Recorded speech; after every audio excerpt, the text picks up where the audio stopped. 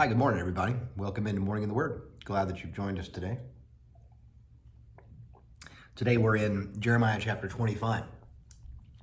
And Jeremiah chapter 25 has some things in it that I'm very excited for us to look at together today. Specifically, there are three things that I think are, they just jump out to me this morning. And so I'm curious to see if they would resonate with you as well.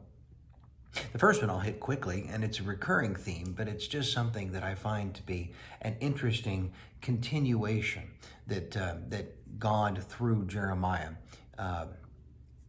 continues to put an emphasis on, and that is leadership. I want you to notice in this chapter, as God is finally, after 23 years of begging and pleading with these people, he's finally saying, I've had enough, and punishment is coming. But notice where the punishment is immediately directed. Notice who bears the brunt of the punishment. And as we've talked about for chapter after chapter after chapter, God puts a great burden on leaders. Leaders are going to give an answer. They're going to give an accounting. They're going to have to stand and have a reckoning of how they led. And I think this is something that should be very sobering to us. Now, here they're called kings or shepherds or leaders, or rulers. And we look at that and we think, well, we're not any of those things. But again, I think it is very convicting to me personally this morning as I read this. How significant it is that I understand that all of the areas of leadership that I'm in are areas that God's going to have me give an answer for. And he held these leaders of the people very, very much responsible for the failure of the people morally. And I know that that's going to be the case for each of us in leadership positions as well. We need to take that seriously. When we have opportunities to lead, we have a responsibility to do so well.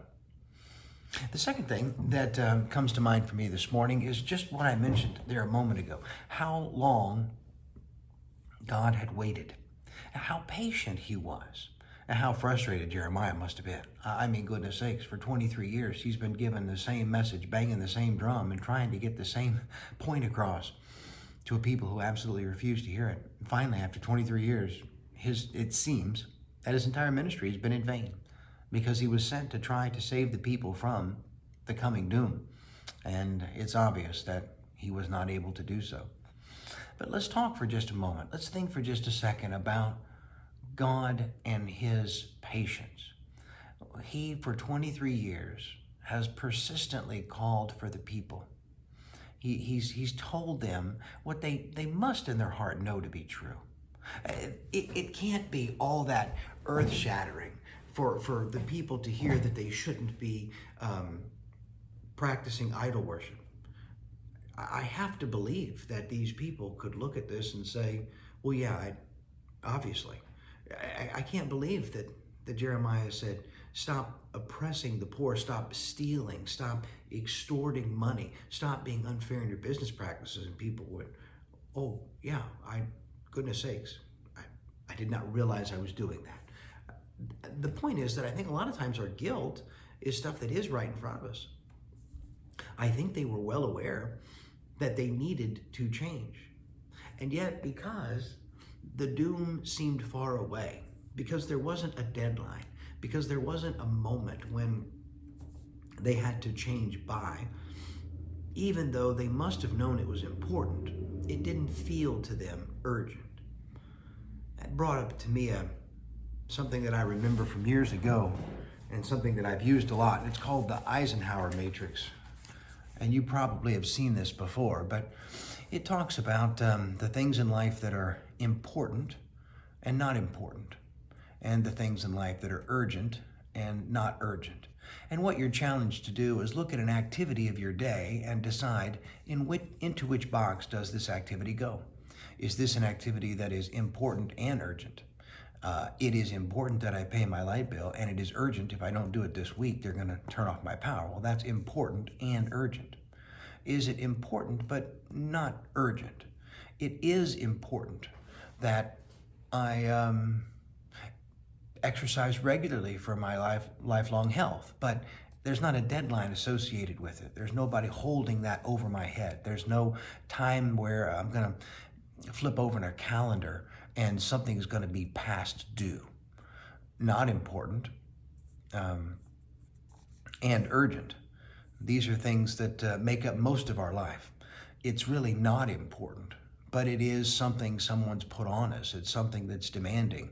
It is the washing of dishes so that I can have clean dishes for the next meal.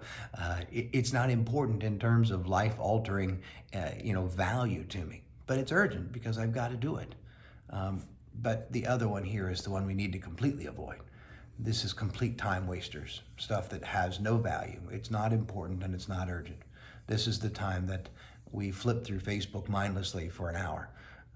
These are the time wasters. But all that said, they tell us that this box is one of the most difficult. This is a very important box, but this is one of the most difficult because there's not urgency. Because there's not somebody saying, if you don't have this done by this date, this is going to be your consequence. Even if you know there's a consequence, even if you know the consequence is great, if there's not urgency, then it makes it really hard for us sometimes to get started on things that we know are important. The reason that came to mind today is because these people, they had to know that they were sinning. They knew the law well enough to recognize that. They had to know that doom was coming. They had to know that it was important. But because they didn't have a date, it didn't feel urgent, and they never made the change. Well, you and I live in a world, at a time, and a place where we know it's important to have a relationship with God.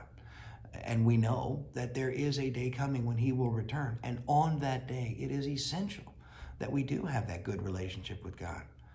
But because we don't know when that day is, it makes it easy for us to be just like these people and say that that's something someday I need to get around to, instead of that is important for me to do today, and it is urgent that I evaluate it this moment.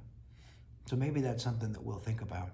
Last point, I'll say it quickly, and that is,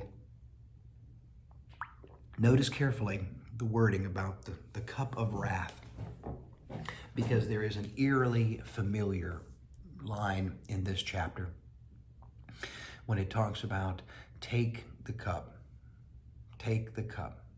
and what Jeremiah is hearing from God is, you, Jeremiah, take this cup and give it to the nations. It is the cup of my wrath.